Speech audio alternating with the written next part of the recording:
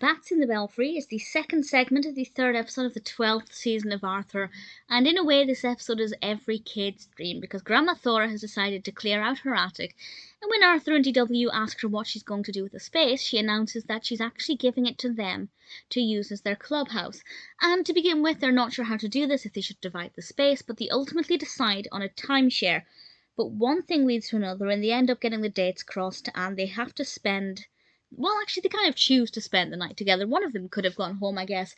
But DW, Buster, and Arthur spend the night in this attic, and they see a bat.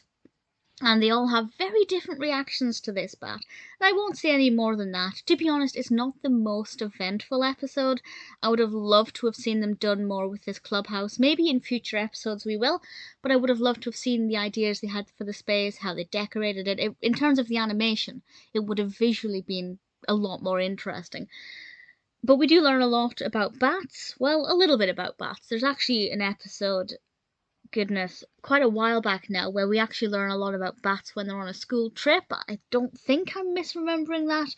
So to be honest, this episode doesn't really add any value to that episode, but on its own, there's some information there about bats, and also a lesson in sharing as well, as Arthur and DW do have to share this space. As I said, it's not the most eventful episode, not that much happens in it, but it was pleasant. It was nice enough, I rather enjoyed it.